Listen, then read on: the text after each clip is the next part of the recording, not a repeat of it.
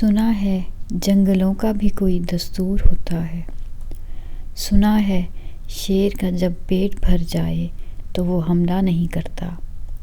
درختوں کی گھنی چھاؤں میں جا کر لیٹ جاتا ہے، سنا ہے جنگلوں کا بھی کوئی دستور ہوتا ہے۔ سنا ہے ہوا کے تیز جھونکے جب درختوں کو ہلاتے ہیں تو مینا اپنے بچے بھول کر کوے کے انڈوں کو پروں سے ڈھانپ لیتی ہے، سنا ہے گھونسلے سے جب کوئی بچہ گر جائے تو سارا جنگل جاگ جاتا ہے، سنا ہے جنگلوں کا بھی کوئی دستور ہوتا ہے، سنا ہے جنگلوں کا بھی کوئی دستور ہوتا ہے۔ خداوندہ جلیل و معتبر، دانا و بینا، منصف و اکبر، میرے اس شہر میں اب جنگلوں ہی کا کوئی قانون نافذ کر، میرے اس شہر میں اب جنگلوں ہی کا کوئی دستور نافذ کر، سنا ہے جنگلوں کا بھی کوئی دستور ہوتا ہے، سنا ہے جنگلوں کا بھی کوئی دستور ہوتا ہے۔ السلام علیکم، امید ہے آپ سب خیریت سے ہوں گے اور میری دعا ہے اللہ پاک ہم سب کو صحت ہدایت عافیت کے ساتھ رکھیں۔ آج دل جو ہے نا وہ بہت ہی پریشان ہے، آپ سب جانتے ہی ہیں اس کے پیچھے وجہ کیا ہے۔ ابھی ریسنٹلی جو ایک پنجاب کالج کا انسیڈنٹ سامنے آیا ہے نا، جب بھی ایسی کوئی خبر نظر سے گزرتی ہے تو یقین کیجئے کہ اس سے پہلے ہونے والے سارے ہی واقعات دوبارہ سے تازہ ہو جاتے ہیں۔ وکٹم کوئی بھی ہو، وہ کولکتہ کی ڈاکٹر ہو، وہ کائنات ہو، قصور کی زینب ہو، یا کارساز میں اپنی جان گنوانے والی بیٹی ہو، یا پنجاب کالج میں یہ جو ابھی جس کا کیس چل رہا ہے، نیا جو اس وقت کرنٹ ایشو جو ہے وہ،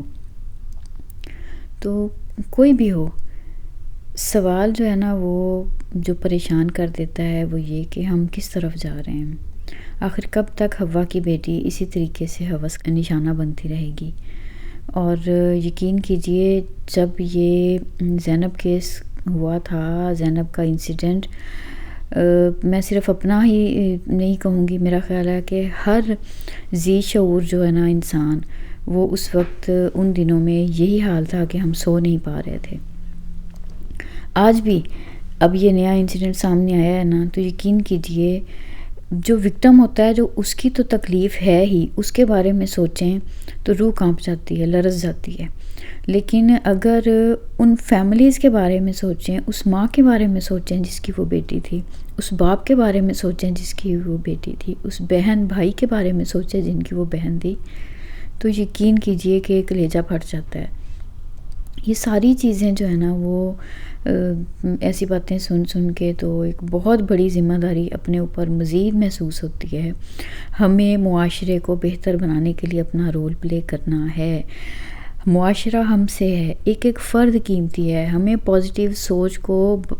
پھیلانا ہوگا، بچوں کی تربیت بہت اچھے سے کرنی ہے، ہمیں اپنے بچوں کو انسان بنانا ہے، انہیں جانور بننے سے روکنا ہوگا۔ یقیناً آپ میری ان باتوں سے ایگری کریں گے کہ اس بات کے لیے اتنی زیادہ پریشانی ہو جاتی ہے اس قسم کے واقعات سن کے۔ دعائیں بے شک ہم کر رہے ہیں، لیکن معاشرہ جس طرف میں جا رہا ہے نا، اگر ہم اس کی فکر کر کے اور اپنی آنے والی نسلوں کو اس برائی سے مزید نہیں بچا پائیں گے نا، تو ہمیں اللہ کے سامنے اس کے لیے بھی جواب دہ ہونا پڑے گا۔ ہمیں اپنی ذمہ داری کا احساس کرنا ہوگا اور ہمیں اپنے بچوں کی بہت فکر کرنی ہوگی۔ ہمیں اپنے بچوں کو اس سلسلے میں اویئرنیس بھی دینا بہت ضروری ہے۔ بچوں کو گڈ اور بیڈ کا بتانا یہ بہت ضروری ہے، اور خاص طور پہ جو اسکول جانے والے ہمارے چھوٹے بچے ہیں وہ ان چیزوں کو فیس کر رہے ہوتے ہیں اور ہم پیرنٹس ان کی فکر ہی نہیں کر رہے ہوتے، یعنی ہمارا ان باتوں کی طرف دھیان ہی نہیں جاتا۔ بہت سے واقعات، بہت سی چیزیں نظر سے گزرتی ہیں جس میں والدین اس بات کا خیال ہی نہیں کرتے۔ خاص طور پہ جو بچے ٹرانسپورٹ ہم ایسی لیتے ہیں نا کہ کوئی دوسرا، جیسے وین پہ یا رکشہ پہ، اس قسم کی چیزوں سے بچے جو اسکول جاتے ہیں ان کو خاص طور پہ بچوں کے ساتھ دوستی کر کے رکھیں